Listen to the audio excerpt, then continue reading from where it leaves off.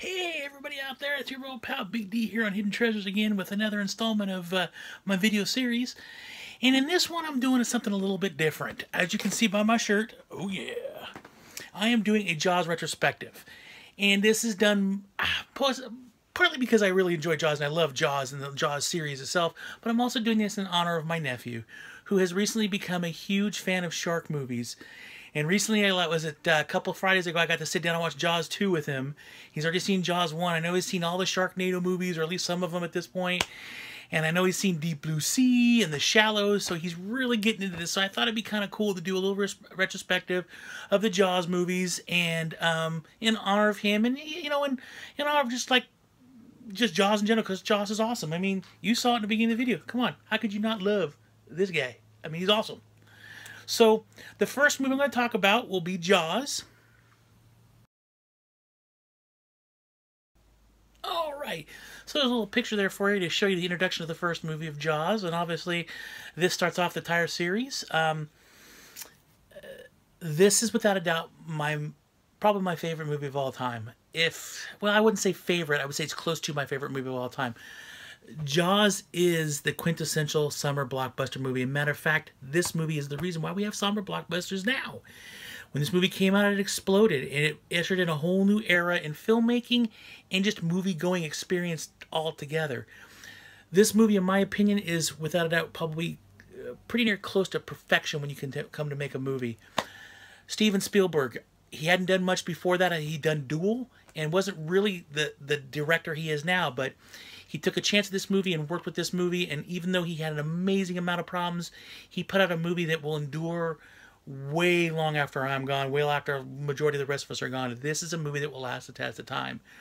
This movie is just unbelievably well done, and one of the biggest reasons why that is because even though you see the shark here on the picture in the front of the movie, you really don't see the shark at all throughout the whole majority of the movie. You don't actually see the shark, at least the good majority of the shark, till the third act. Before that, you just see little glimpses of a fin here, a little bit there. It's all done with just your own mind perceiving what's going on. And it really harkens back to like Texas Chainsaw Massacre, where you think about the movie, everybody's like, oh, how horrific that movie is. But if you really go back and watch that movie, you don't really see a whole lot. The scenes start to happen, and then it closes off, and all you do is hear screams, or you hear noises, stuff like that. It's up to your mind to figure out what's going on with it, which makes it truly terrifying because everybody has a different experience. And so that's what makes this movie so great, is the fact that you really don't see much. The opening scene with the girl who's getting tossed around back and forth, then she dies. All you do see her being tossed back and forth. You never even see the shark. But that scene is so well done. It's so terrifying that you just don't want to go in the water after you see something like that. This movie is just unbelievable. 1975. It's unbelievable that a movie in 1975 could be done so well. Not to say that other movies. I mean, there's been a lot of other really good movies before this movie that came out, but this movie, for what it did and what it accomplished in the 70s, is pretty sweet. I mean, nowadays it'd all be done with computer effects, and best examples of that would be like The Shallows, which recently came out. That shark's all digital effects, whereas this was all practical effects. There's an actual shark. It might be mechanical, but it's an actual shark that they use in the water for those scenes. And now, obviously we all know the biggest reason that Spielberg did it this way was because of the fact the shark never worked right. It would never work right. Every time they go to shoot a scene, the shark they wanted to jump up, it would go down, or it would sink, or something else would happen to it. So Spielberg had to do something differently, so then he turned it completely around and made something completely different, and it's unbelievably amazing. Great actors movie. Roy Scheider, come on. The guy is awesome. Then you got Richard Dreyfuss as our movie that guy hasn't made. It's not really good. And then you got Robert Shaw, who plays Quint, who without a doubt is one of my favorite characters in this movie. Quint is so awesome. He's just this gruff, rugged old man who's been sharking all of his life. And, he's just, whatever, I'll take care of it. Not a big deal to him. This is just such a great movie. I can't talk enough about this movie. In essence, it's a movie really just about a shark terrorizing a town, but it's more than just that. It's also about the character development of those three characters and how rich they all are and what they bring to the table. I mean, even so much as Quint in this movie telling you that he was on the USS Indianapolis that sunk right just before the end of World War II, and that the people that were in the ocean, that got stranded in the ocean after that ship sank, a lot of them ended up dying because they were eaten by sharks. So it's very well done. Spielberg manages to weave this really intricate web of just utter coolness throughout this whole movie. I can't even use a better word for it. this is without a doubt an amazing movie to kick off a big series. And you know, this obviously when they made this movie, it did so well, they made a sequel. And the sequel, well, let's talk about that. It would be Jaws 2. All right, so after that picture, here it comes. Jaws 2, The Return of the Shark. Now, needless to say, Spielberg was not on the second movie. He moved on to do different things. Obviously, everybody here has seen a bunch of Spielberg movies. So they didn't get Spielberg back for the second movie. They did get Roy Scheider, but they didn't get Richard Dreyfuss. Richard Dreyfuss, and you know, I'm not really sure. I think he was doing something else at the time, or he just didn't want to do it, which, you know, can make things a little bit sketchy, because a lot of times when you watch a sequel, you want to see the same characters back, and they did get Lorraine Gray back as his wife, so that was really good. But, you know, you just want to see more. Now, not to say this is a great movie. This is still a really good movie. Matter of fact, this is the movie that obviously talked about in my first video that I went and saw in theaters and terrified the hell out of me, thanks to my mom taking me to this movie. So this movie does have a special place in my heart, and it is a good movie, but it's more or less kind of a rehash of the first Jaws. There's not much different to it. It's just the shark again terrorizing Amity Island, and the big difference between this one is, instead of just being the 3 men out on the boat going after the shark, this time a bunch of kids, including Chief Brody's, Chief Brody's his sons, who actually go out on a raft, go out on a sailboat trip with a bunch of friends, stuff like that, and Jaws goes after him. Now, the coolest thing about this movie is, in the scene that always makes people laugh, but I love it, is this, when Jaws eats the helicopter. I mean, I love that scene. Guys getting ready to take off, and pulling up, all of a sudden Jaws comes out of the water, boom, grabs the helicopter and takes it down. The unfortunate side of it is there was a whole different portion to this movie. There was a deleted scene that they never did, where you actually got to see the shark drag the helicopter down to the bottom of the ocean and see the guy trying to struggle to get out of there while Jaws is just ripping at the helicopter, and he finally gets up, but then Jaws gets him. I would have loved if they'd filmed that, but again, this one was done in '78. Technology still wasn't there. It was, you know, especially underwater technology, to film something like that, just, it wasn't there yet. It would have probably cost too much money and just not enough time to do it. So, but again, another great movie. This time, unlike the first Jaws where they shot him and blew him up, this movie he was electrocuted, so they did change up a little bit of the death scene and stuff like that. And there are some pretty good kill scenes, but there's also, you see a lot more of the shark in this movie than you did in the first one as well. So for me, that kind of takes away a little bit of it, because it's kind of, you see it coming a lot more. It's still a really good movie, though. It's an excellent movie, and I definitely recommend it. It's still a great part of the series. One thing that's very curious about this, though, is that the fact there's a 3-year difference between this one and Jaws, and yet his 2 kids in this movie are literally almost grown up, but they were little. Like, his youngest son could have been more than 3, and the oldest was probably like 8. And then when you go to this movie, the youngest son's probably around 10 or 11 now, and the oldest son's 17. So there's a big jump in age there. But other than that, it's still a really good movie, and it still really holds up. And like I said, I watched it with my nephew a couple weeks ago, and it still really does hold up. And actually, the yeah, I can speak. The Blu-ray, I can speak again, actually looks really good for this movie. So I definitely recommend it. It's definitely another good installment into the series. All right, after that picture, I guess you can better guess that we're on to Jaws 3 at this point. Jaws 3 took a different step than the first two. They realized they couldn't go back to Amity Island again because it had been there and done that twice already. So they decided to have it at a theme park. And the theme park was a water park, and they decided to have Jaws go in the water park and terrorize the water park. So you get Jaws 3 3D. This movie was originally in theaters at 3D during the 3D craze. You know, there was Friday the 13th Part 3 3D. There was this 3D. They came out with a whole ton. Even Freddy Krueger at one point had a 3D movie. I believe it was the 6th one. He was 3D in that as well. So at some point, this horror series, with the exception of, you know, it's funny, Halloween never got a 3D movie. But they did come up with a 3D movie. Now, people blast this movie a lot. It's very rare when I can see somebody have a great comment about this movie. This is actually, I actually like this more than the second one. I love this movie. It is pretty cheesy. The whole premise of a shark getting into a shark pen in a man-made lagoon, and inside the lagoon in the water is a set of tunnels and stuff like that, so you can go underwater and look and see all the sea life.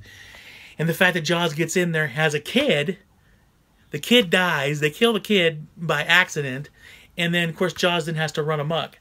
So there's definitely cheese ball, especially the ending when Jaws kind of rams his head through the view screen of the room there underwater, and you're watching. You can just totally tell it's like a stick figure shark coming at the mirror. But still, it's still a really good movie. It's still a lot of fun. I can throw this movie in anytime and watch it and overly enjoy it. The music is fun. Everything about this movie is fun. This time around, you get Dennis Quaid in here who's playing the eldest son of Chief Brody. You've also got Bess Armstrong in this movie. So and Louis Gossett Jr. is in it as well. So they changed things up a little bit for this one and did things a little bit differently. So they got away from Roy Scheider, Lauren Gray, and all those characters, and just kept the two sons in here as well. Also, Leah Thompson's here from Back to the Future.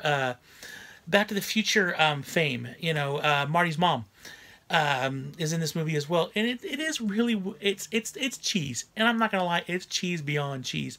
But still, I really enjoy it. I really do like it. I definitely recommend it if you get a chance. It's a fun popcorn movie, and it's another good installment of the series. At least in this sense, they changed it up. They didn't just keep it the same. They changed it up. So check it out. I guarantee you'll like it. And we'll move on from here, and you know what is coming next. Everybody should know what is coming next. The poster showed it to you. There it is. Jaws 4, The Revenge. Didn't get a Jaws 2, didn't get a Jaws 3 number. This one is Jaws, The Revenge. This is probably without a doubt the worst movie in the series. It almost feels like sometimes like they kind of just was like, they were like, well, not much else we can do. Let's just kind of throw this out there. Literally, the shark is seeking revenge against the Brody family through this movie. The youngest son dies at the beginning. And then the mother, played by Lauren Gray, so they got her back for this one. She goes out to the Bahamas. You know, I really can't remember where it is. I know it's the tropics, where her son is now out there. The son from the third movie is now out there, and he's doing research on, like, he's doing underwater research, and he's got his buddy played by Mario Van Peebles. And his wife's living out there, and they're just living out there. So they bring their mother out there to kind of get over the fact that Sean, the youngest son, had died. And while they're there, of course, Jaws swims across the ocean and goes after him. And so Lauren Gray, through the whole movie, believes that this shark is just trying to kill her family. So she decides to go out and kill him. Now, mind you, the first movie, they blew up the shark. The second movie, they electrocuted it. The third movie, they went back to blowing it up again, but that time it was with like a grenade-type device. In this movie, they blew up the shark again, but I, to this day, can't figure out how they blew it up, because in this movie, what happens is they end up throwing a sensor into the shark, and so every time they hit this button, the sensor makes the shark like freak out because it like electrocutes him, so he keeps jumping up in the air.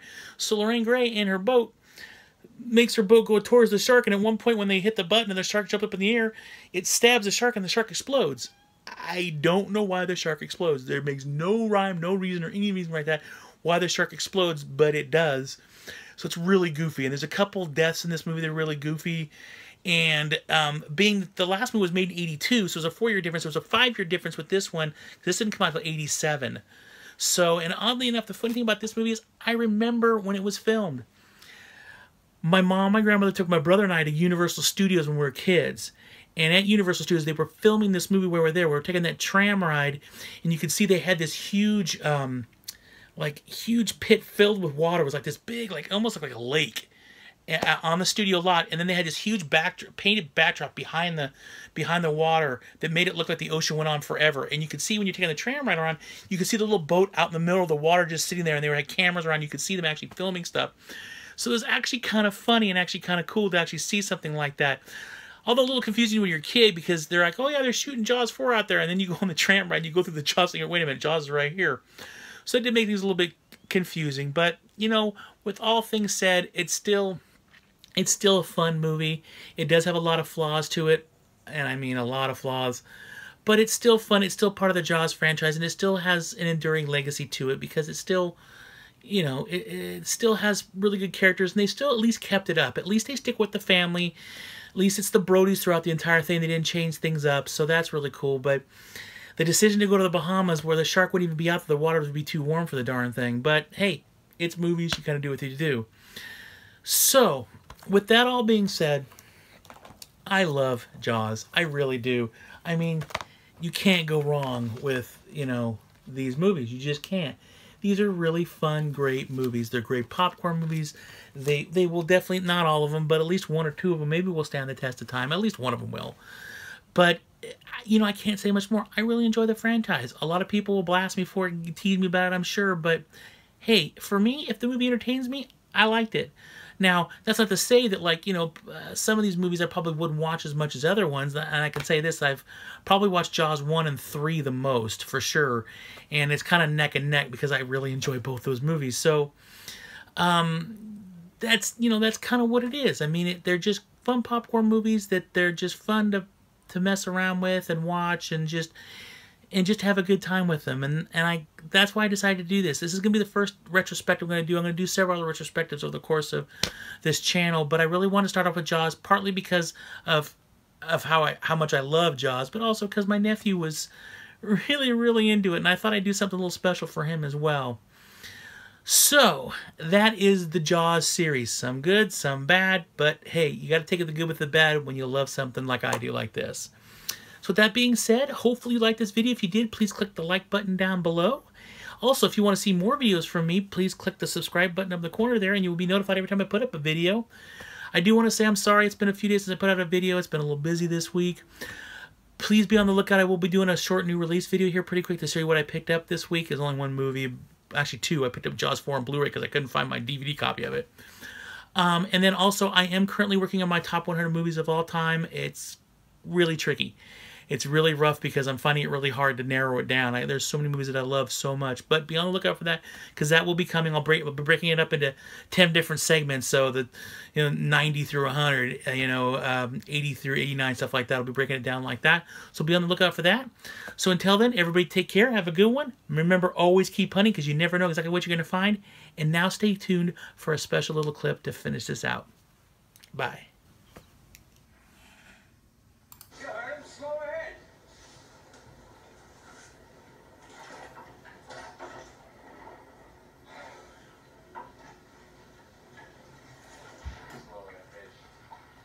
Slow ahead. Come on down and jump some of